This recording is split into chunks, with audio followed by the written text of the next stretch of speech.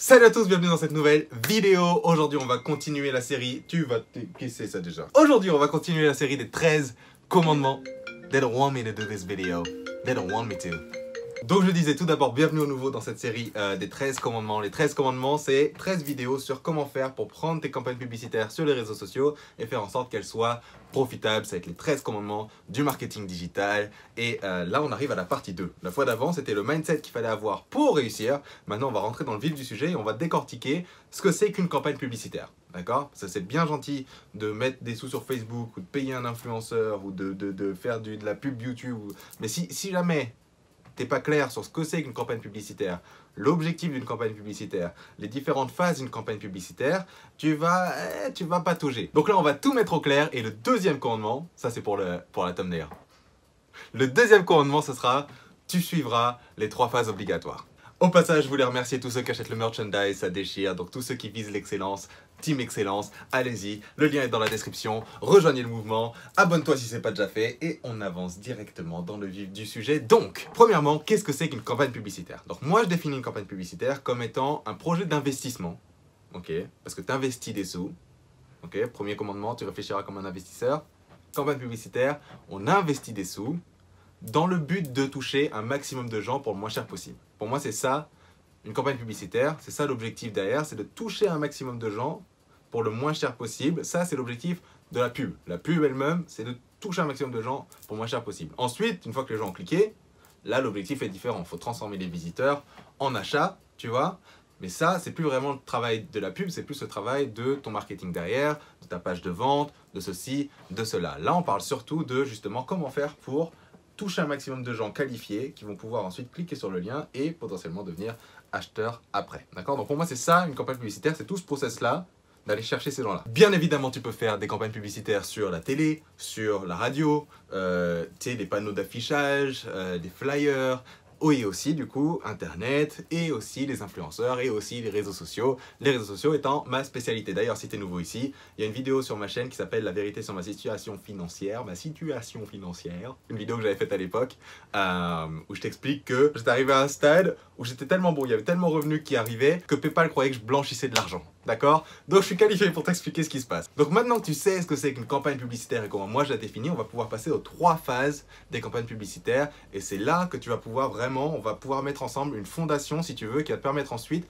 toi, de créer tes propres stratégies, de réfléchir toi-même et de vraiment comprendre ce que tu fais de façon à ce que tu puisses être indépendant. Moi, c'est ça le but des vidéos là, c'est que tu apprennes à prendre ton indépendance et à pouvoir réfléchir par toi-même et à pouvoir créer tes propres stratégies qui vont faire ressortir du coup ton unicité, ta créativité, ton intelligence et donc du coup tes revenus. Tu vois ce que je veux dire? Donc la première phase de toute campagne publicitaire sur les réseaux sociaux, ça va être la phase de test. Ok? Test. Yeah. Alors ce qu'il faut savoir, c'est que quand tu vas faire des campagnes publicitaires sur les réseaux sociaux, tu vas pouvoir cibler différents types de personnes, tu vas pouvoir tester différents types de visuels, tu vas pouvoir créer plusieurs types d'offres, tu vas pouvoir faire tout un tas de trucs si tu veux. Et donc l'idée là, c'est de trouver quelle combinaison de tout ça va fonctionner. On appelle ça des combinaisons gagnantes. Okay? On appelle ça une campagne gagnante, un ad set gagnant, un produit gagnant en dropshipping, machin, tout ça. C'est vraiment un truc où tu te dis, ok, j'ai ciblé les bonnes personnes avec la bonne offre et le bon visuel, tous ensemble, boum, ce qui fait que tu touches plein de gens pour pas cher, ces gens-là deviennent clients, tu es super profitable et donc là, tu as trouvé une combinaison gagnante. C'est-à-dire que pour chaque euro que tu dépenses, tu en récupères plus que ce que tu as dépensé. Tu vois, ça c'est une combinaison gagnante.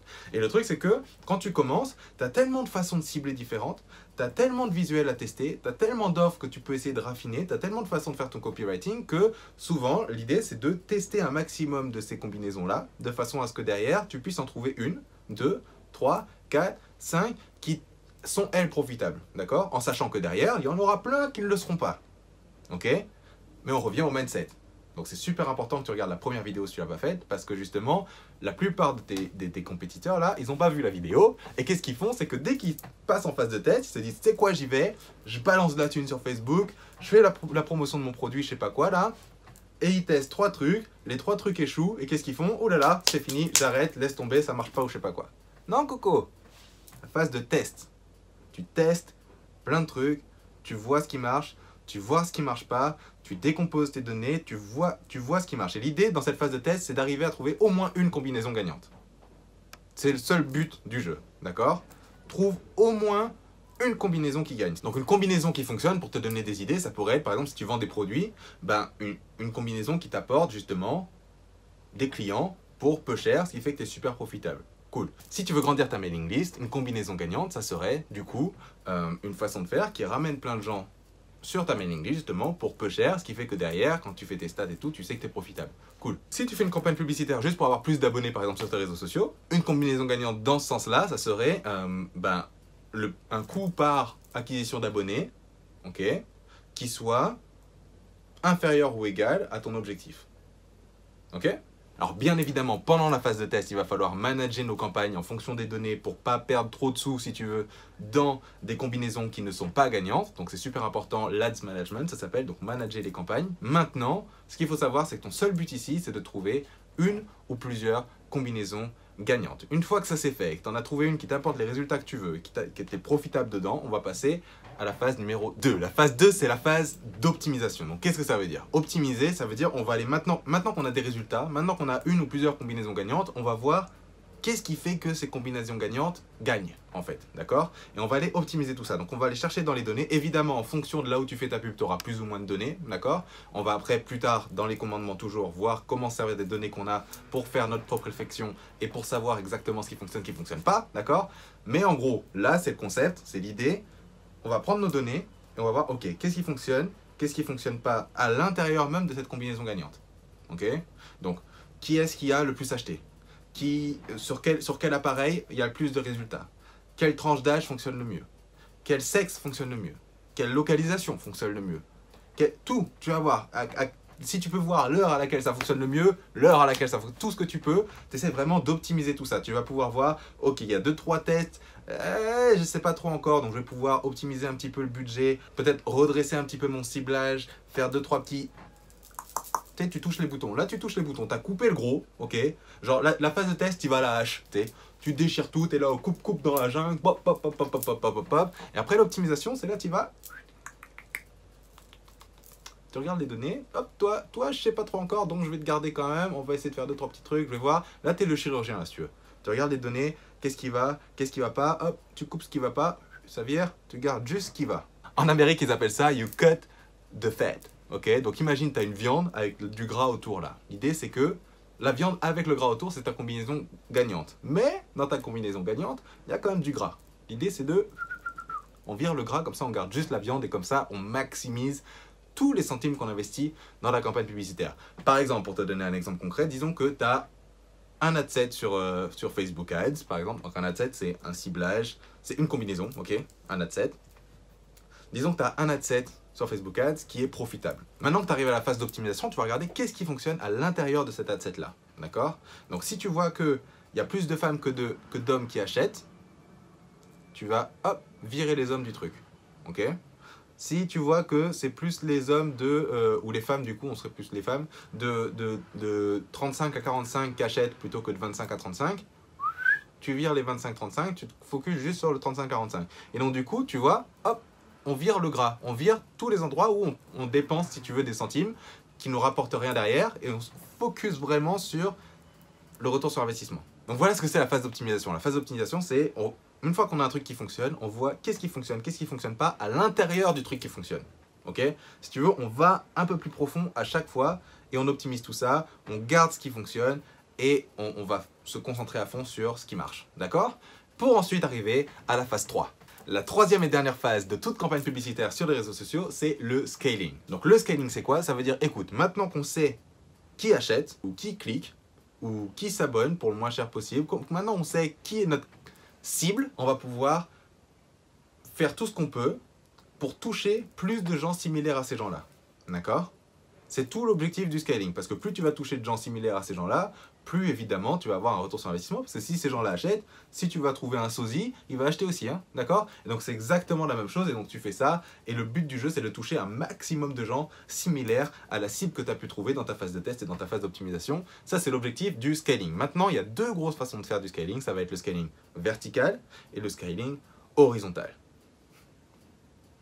Alright. Le scaling vertical, ça veut tout simplement dire on va creuser en profondeur. C'est-à-dire qu'on va rien toucher d'autre mais on va juste augmenter nos budgets. On va juste dépenser plus de façon à ce qu'on puisse toucher encore plus de gens à l'intérieur de notre ciblage. Il faut savoir que par exemple sur un outil comme Facebook Ads, parce que c'est le plus utilisé aujourd'hui avec YouTube et tout, quand tu fais un ciblage, tu as un nombre de gens défini que tu peux potentiellement toucher. Disons que tu cibles des gens qui ont tel intérêt, tel âge, tel sexe, machin, boum. Tu vas te retrouver avec une portée potentielle de X personnes, ok? Et en fonction de ton budget, tu vas pouvoir toucher plus ou moins de ces X personnes. Donc le scaling vertical, c'est ok, je vais augmenter mon budget, comme ça je peux toucher un maximum de personnes à l'intérieur de mon ciblage qui est prouvé, qui fonctionne. Donc ça c'est scaling vertical. Toutes les combinaisons gagnantes qui fonctionnent, qui ont été optimisées, on augmente le budget. Alors il y a des façons de faire pour augmenter le budget qui sont plus ou moins drastiques en fonction des plateformes, en fonction de ce que tu fais, etc.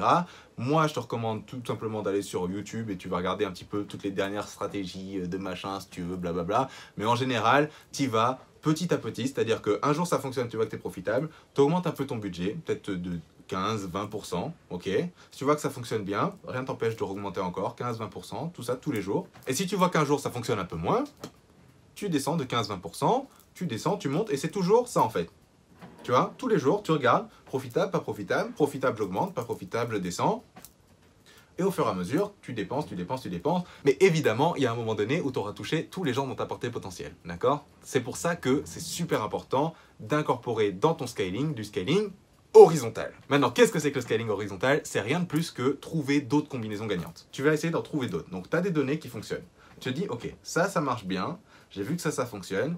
Qu'est-ce que je pourrais tester d'autre qui pourrait fonctionner basé sur ce que je sais maintenant? Donc ça peut être tester des nouveaux centres d'intérêt, donc tester dans tes campagnes, par exemple, tester d'autres intérêts, tester d'autres tranches d'âge, tester peut-être d'autres appareils, peut-être tester d'autres pages si tu fais des influenceurs. Peu importe. L'idée c'est, en gros, c'est comme si tu reprenais ton test. Au final, le scaling horizontal, c'est un peu la phase de test, mais pour le scaling.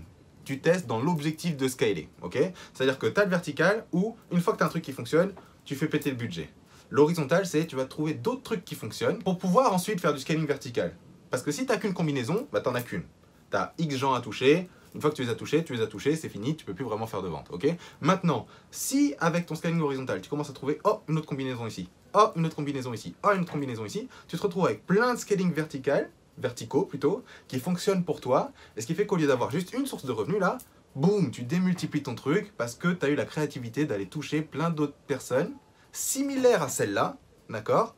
Mais juste, tu les as touchés différemment, en essayant d'autres ciblages, en utilisant par exemple les lookalikes sur Facebook, audience similaire en français, en faisant travailler les données de ton pixel, en peu importe ce que tu fais. Peu importe ce que tu fais, le but du jeu, c'est justement, sers-toi de ta créativité. Moi, le but du jeu, c'est que je te donne des idées, je t'explique ce qui doit se passer. Ensuite, c'est à toi d'être créatif à l'intérieur de ces explications-là, pour que tu puisses créer ta propre stratégie, créer ton propre scaling horizontal, ton propre petit système, tu vois, ta propre petite méthode qui fait que, tu vois, c'est ça qu'il faut. Donc en gros, voilà ce que c'est un scaling. Et donc un bon scaling, c'est, si tu veux, un bon mélange de ces deux-là. C'est-à-dire un bon vertical, où du coup, tous les jours, tu gères bien ton budget et tu l'augmentes petit à petit. Et en même temps, en parallèle, un bon scaling horizontal qui va te permettre justement d'essayer de toucher d'autres personnes similaires aux gens qui achètent déjà, ou qui font peu importe l'objectif de ta campagne. Pardon, il y a du bruit. C'est bon, ils sont partis. Ok, donc je disais en gros, scaling horizontal, de façon à ce que tu puisses ensuite avoir encore plus de façons de faire du scaling vertical, encore plus d'options disponibles pour toi, parce que plus tu as d'options pour faire du scaling vertical, plus tu vas pouvoir drastiquement augmenter du coup ton retour sur investissement et augmenter du coup tes revenus aussi, parce que tu vas pouvoir toucher plus de gens, investir plus de publicité, ramener plus de monde sur ton site, faire plus d'achats, créer une plus grosse mailing list, et ensuite les faire revenir, les faire racheter, bla bla bla bla bla, terminé. Donc la clé, c'est vraiment faire fonctionner les deux ensemble. Bon, donc maintenant que tu as compris les trois différentes phases, ce qu'il faut savoir, c'est que là, je les ai expliquées de façon séparée. Mais elles ne sont jamais vraiment séparées, elles sont toujours, si tu veux, elles fonctionnent entre elles. C'est-à-dire, comme tu as pu le voir, au début, le test. Bon, ça, c'est indéniable. Mais l'optimisation, elle vient direct, tu vois, c'est plus ou moins en même temps. Maintenant, je tiens à préciser aussi, attention, l'optimisation, il faut quand même se baser sur une certaine quantité de données, d'accord? Assurez-vous que c'est sûr et certain et que vous allez optimiser sur une valeur sûre. Parce que par exemple, imaginons que, je sais pas, tu as eu un ad set ou une combinaison qui a fait une vente, ok? Et que sur cette vente, tu te dis, ok, parfait, trop bien, j'ai une combinaison gagnante, j'ai fait une vente, optimisation, Julien il a dit, phase 2, optimisation. Donc je vais phase 2, optimisation, et tu y vas et tu vois que ta vente, c'est un homme de 28 ans qui a acheté ça. Et donc du coup, tu vas commencer à virer les femmes de ton truc, te concentrer sur les hommes. Ok? T'as eu une vente, ça veut rien dire. Ça veut rien dire du tout. Parce que ça se trouve, si t'avais attendu 2 jours de plus, t'aurais eu peut-être 5 ventes de femmes et juste une vente d'un homme. Et donc du coup, là, tu te retrouves à optimiser pour un homme, alors que c'est les femmes qui achètent en majorité, c'est juste que t'as pas eu le temps de le voir. D'accord? Donc, l'optimisation, c'est important, mais presse-le pas, parce que plus tu vas le presser, plus tu risques de faire des conneries. D'accord? Donc, super important de prendre son temps avec ça et de s'assurer que si tu optimises, c'est parce que tu sais que c'est ça. D'accord? Parce que tu as la preuve que. Ok?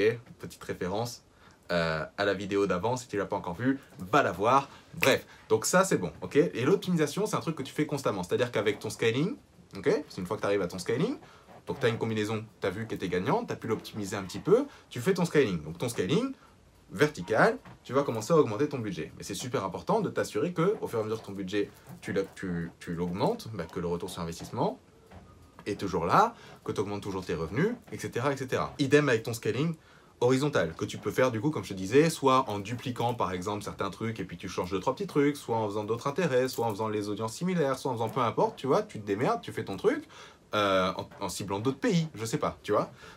Quand tu vas le faire, c'est une phase de test aussi, donc c'est super important de bien checker, est-ce que je gagne pas, dans lesquels je gagne, est-ce que j'ai assez de données pour les optimiser, et donc du coup, t'es toujours, si tu veux, dans un espèce de flow de test, optimisation et scaling constamment, d'accord?